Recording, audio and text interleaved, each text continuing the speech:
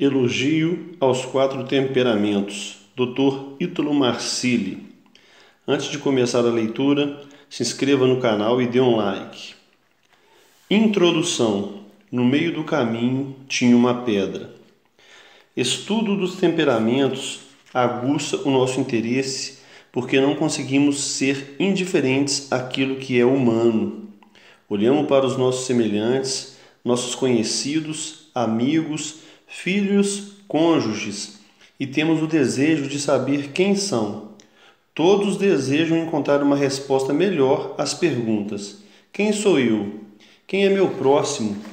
Em suma, todos queremos nos orientar diante da vida, da comunidade, de Deus. Qual a expectativa de um leitor moderno ao abrir um livro sobre temperamentos? O ritmo intenso da vida urbana, das pressões do trabalho e da velocidade das informações da mídia o deixa atarantado. Anda afoito, preocupado, procurando rapidamente ferramentas para dar diagnósticos, sobretudo procurando rótulos, displays, imagens, etiquetas. Nós, no mundo moderno, precisamos destes sinais a todo instante, pois afinal somos aqueles que vivem no século XX e XXI. Somos o homem distracted by distraction for distraction, como observa brilhantemente T.S. Eliot. Somos que buscam insensamente respostas úteis e rápidas, sem nunca tocar a essência das coisas. Mas a dor sempre volta e somos assim, distraídos de distração em distração. Nosso olhar está viciado pelo tipo de educação que o Ocidente passou a adotar desde o século XVII. Tendemos a olhar para o mundo com um olhar cientificista. Este livro, ao estudar os temperamentos, não pretende meramente resolver problemas de ordem prática, mas talvez fazer surgir no recesso esquecido de sua alma a percepção de uma presença. Há uma ordem na natureza e mais, a natureza é uma linguagem, uma ordem plástica e cheia de significado. Ao estudarmos a ciência dos temperamentos humanos, compreendemos como o homem está inscrito nessa ordem cheia de sentido. Abrimos o horizonte de nossa consciência para mais do que uma instrução prática. Apuramos o nosso olhar para a realidade. Existem diversas metodologias para a compreensão do homem. Algumas levam em consideração 16, 32, 64 temperamentos. Nenhuma dessas abordagens é inválida, mas tratam do problema de um ponto de vista muito diferente do que pretendo adotar. Falarei aqui de uma tipologia com raízes antigas, ao investigar o que chamo de ciência dos temperamentos, tão antiga quanto Galeno, de 129 a 199 d.C., ou Hipócrates, 460-370 a.C. E o que muito maravilha, tão antiga quanto a própria existência da natureza. Busco como ciência do autoconhecimento com bases sólidas. Não se trata de autoconhecimento baseado em elementos interiores, fundado em autoanálise ou no inquérito da opinião alheia sobre a nossa personalidade, ou na tentativa de algo como descobrir o propósito da vida. Tudo isso tende a ser muito frustrante sem o recurso de um conhecimento exterior, objetivo e alheio ao nosso desejo, sem uma referência segura e estável. Uma base sólida, eis a primeira grande novidade. Uma novidade, por assim dizer, muito antiga, que a ciência dos temperamentos inaugura para nós. Assim como a própria forma do espaço nos fornece a orientação dos 4 pontos cardeais, a base da nossa tipologia nos indica 4 pontos, nossos eixos norte-sul e leste-oeste, fogo, água, ar e terra. Os elementos básicos da natureza e sua expressão na personalidade humana, colérico, fleumático, sanguíneo e melancólico. A partir de 4 pontos seguros, nos orientamos em suas intercessões. Há, porém, um obstáculo para compreendermos a solidez destas balizas. Ao olhar para as coisas, nós já não vemos o mesmo que um homem antigo via. Nosso olhar está viciado pelo tipo de educação que o Ocidente passou a adotar desde o século XVII. Tendemos a olhar para o mundo com um olhar cientificista. Todos nós, com alguma instrução formal, herdamos uma espécie de olho cínico, um olho que pretende encontrar respostas com base nas relações lógicas de causa e efeito da matéria. Um olho que entrevê estruturas subatômicas, células, bactérias, que existem explicações racionais para todos os fenômenos. Um olho, em suma, que não percebe a natureza como uma ordem, e sim como uma sequência caótica e estanque de fenômenos. A poetisa Adélia Prado tem um verso de grande profundidade. De vez em quando, Deus me tira a poesia. Olho pedra, vejo pedra mesmo. A ideia contida neste verso é reveladora. Olhar para a pedra e ver apenas uma pedra é uma lesão profunda da alma. É a expressão de um horizonte de consciência amputado. Quem olha para uma pedra e encontra apenas os seus elementos mineralógicos vê só um agrupamento de átomos. Quem afinal olha para uma pedra e vê apenas pedra, vê muito menos do que uma pedra. E isto é assim porque, para além do seu domínio e presença material, a pedra é muito mais.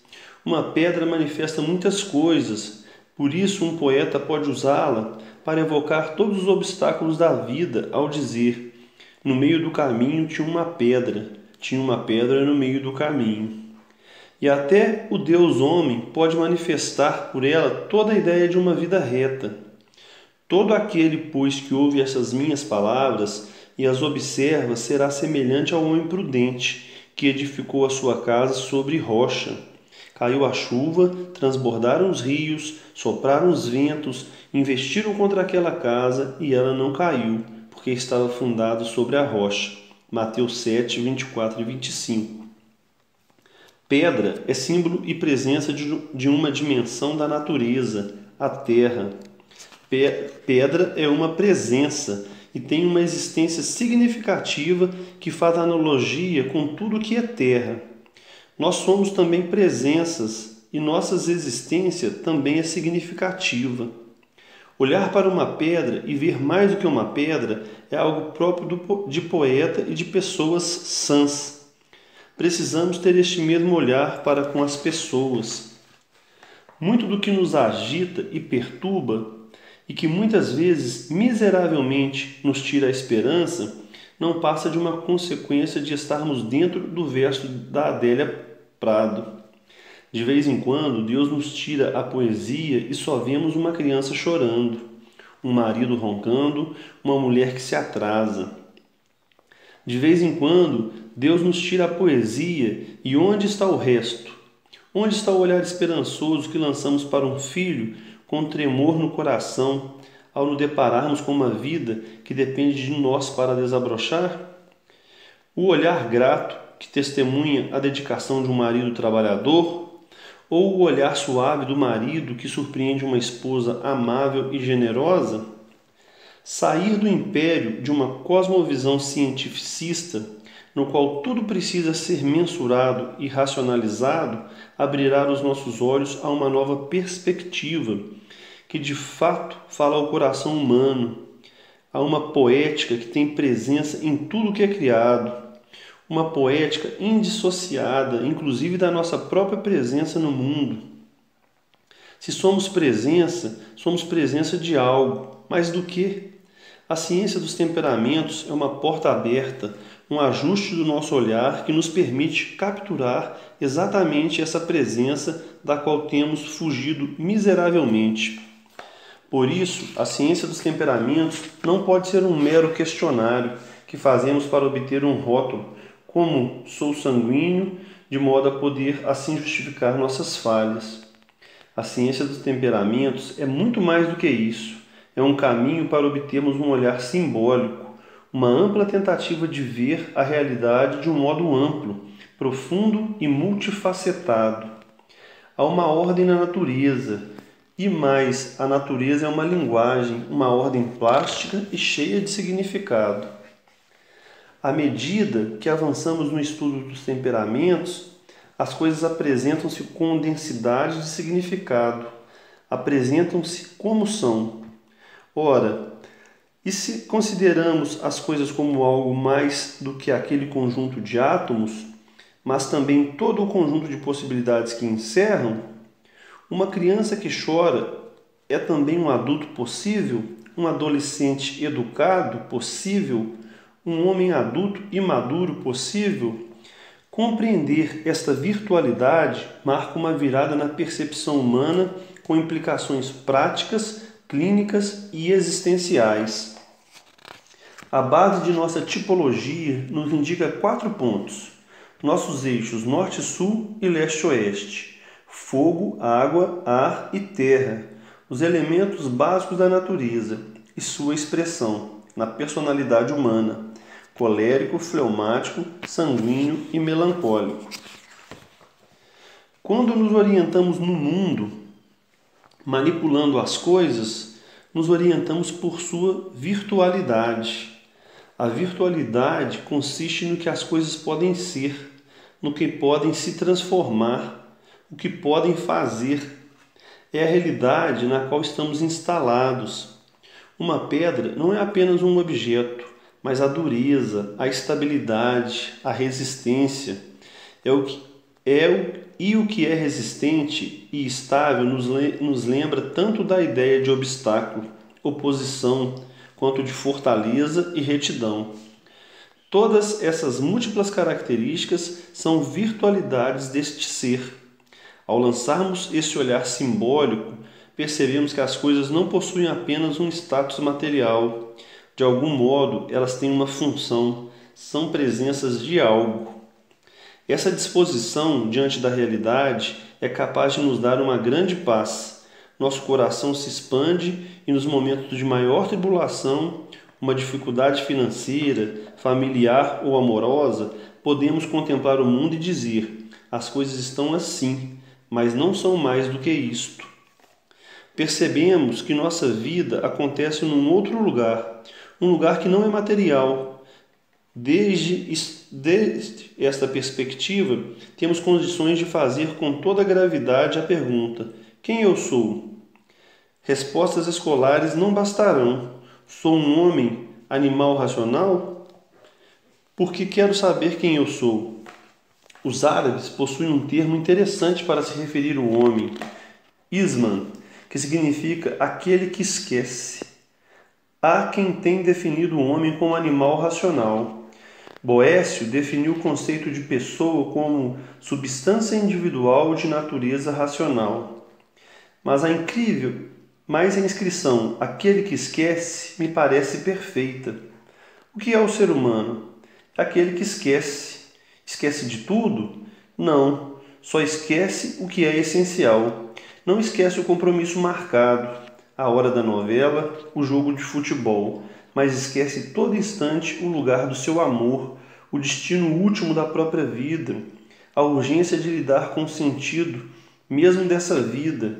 Este é o hábito e, por assim dizer, o ofício do ser humano, esquecer. O homem precisa de um esforço para se lembrar, e este esforço é um exercício da atenção, do coração, do amor. Precisa de um esforço para se instalar nessa vida mesma e por ela alavancar, atento de modo que esse quem não fuja do seu horizonte de consciente. Só um exercício do olhar pode responder a esse quem eu sou. Mas logo nos distraímos e aquela silhueta fosca nos escapa. O estudo da ciência dos temperamentos nos conduz a uma melhor atenção a essa realidade. Não se trata do conhecimento definitivo que nos conduzirá ao autoconhecimento pleno ou à apreensão do nosso eixo narrativo. É algo mais elementar. Aliás, o interesse nascente, crescente e expansivo quanto a esta ciência é a medida de nossa mediocridade. É preciso assumir: somos banais, somos esquecidos, profundamente esquecidos. Se não tivermos a humanidade de nos curvarmos diante de uma ciência como esta, ficaremos ainda mais desorientados, porque quando tudo parecer perdido, quando nos encontrarmos diante da tormenta ou envolvidos pela névoa, diante da agitação da riqueza ou da pobreza, a ciência dos temperamentos servirá para reposicionar o nosso olho e reposicioná-lo para algo que não muda em nossa natureza. Quem nasce fleumático, morre fleumático. É agradável termos a consciência daquilo que há de imutável em nós, porque de um ponto fixo manejamos o eixo em torno do qual nossa biografia gira. Assentamos na rocha firme e ganhamos uma segurança. Esta ciência nos faz conhecer o terreno, dá-nos uma pista importante para respondermos à pergunta: quem eu sou? O temperamento não nos define, não dita a nossa história. É aquele ponto de referência para o qual volvemos o olhar sempre que aquela realidade humana do esquecimento se abate sobre nós. Sair do império de uma cosmovisão cientificista, na qual tudo precisa ser mensurado e racionalizado, abrirá nossos olhos a uma nova perspectiva que de fato fala ao coração humano, a uma poética que tem presença em tudo o que é criado. Este é o hábito e, por assim dizer, o ofício do ser humano: esquecer. Os temperamentos estão escritos dentro da ciência simbólica. Esta ciência se propõe a estudar a relação entre os seres. Perder a noção de que as coisas têm uma relação entre si é um dos motivos pelos quais os homens andam tiranizando uns aos outros. Um dos motivos para estarem aflitos, tristes, desorientados, com a sensibilidade à mostra e a todo vapor. Se a dimensão do ser nos escapa, estamos reduzidos à dimensão mais imediata da simples materialidade. Se perdemos a dimensão do ser, retornamos ao hedonismo e ao materialismo. Este é o mesmo esquecimento de que o verso da Adélia Prado nos lembra. Esquecemos que a pedra não é só uma pedra, apenas o primeiro nível de comunicação da pedra se dá na dimensão material. É a sua primeira frequência ou densidade de comunicação. Para além desta, existe uma outra qualidade de comunicação presente no seu conjunto de possibilidades. Existe ainda um terceiro nível de comunicação da pedra, que se eleva à esfera do ser. Tudo de material que vemos possui ao menos esses três níveis de comunicação: ser matéria, ser conjunto de possibilidade, ser verbo, ser algo. O que significa ser fleumático? Significa ter uma presença material, carne, osso, sangue, ter um conjunto exclusivo de possibilidades, ser presença de algo. Sua existência material possui realmente uma correlação simbólica com os elementos materiais fundamentais: ar, fogo, terra e água. O fleumático vive o mesmo verbo da água, o melancólico, o mesmo verbo da terra, o colérico, o mesmo verbo do fogo, o sanguíneo, o mesmo verbo do ar. Os temperamentos são símbolos que nos fornecem uma orientação quanto ao nosso posicionamento na cadeia do ser. O temperamento não diz respeito à biografia ou à formação da personalidade. Não é bruxaria, não é previsão, tampouco um pretexto com a qual justificar o próprio caráter, indolência ou falsidade. É o ponto de referência para onde podemos olhar de tempos em tempos, quando estivermos desorientados. É uma depuração do nosso olhar, aquela partezinha do nosso ser, a partir da qual podemos começar uma jornada. O homem precisa de um esforço para se lembrar, e este esforço é um exercício da atenção, do coração, do amor. Se o fim desta jornada é o encontro de um sentido fecundo para a vida ou a desesperança e a miséria, não sabemos, mas um homem de olhos abertos não pode virar as costas para as realidades fundamentais e orientadoras.